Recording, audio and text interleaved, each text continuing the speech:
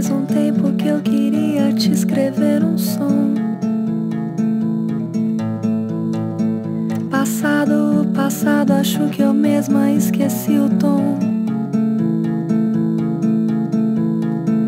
Mas sinto que eu te devo sempre alguma explicação. Parece inaceitável a minha decisão. Eu sei.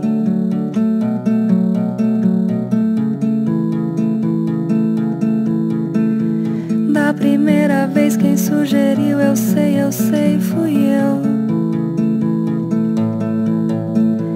Da segunda quem fingiu que não estava ali, também fui eu.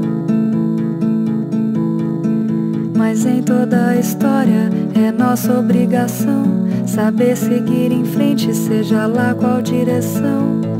Eu sei.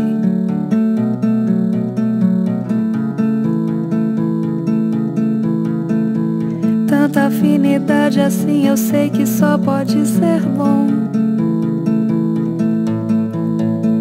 Mas se é contrário é ruim, pesado e eu não acho bom.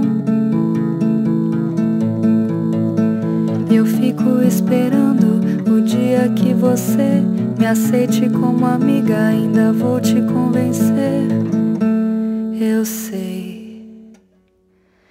E te peço, me perdoa, me desculpa que eu não fui sua namorada, pois fiquei atordoada. Faltou ar.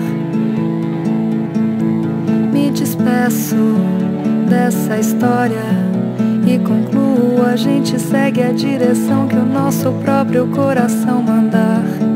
E foi pra lá, e foi pra lá.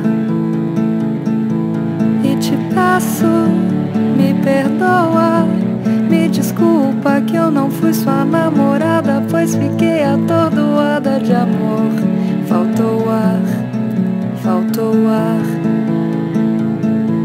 Me despeço dessa história e concluo, a gente segue a direção que o nosso próprio coração mandar. E foi pra lá, e foi pra lá, e foi pra lá.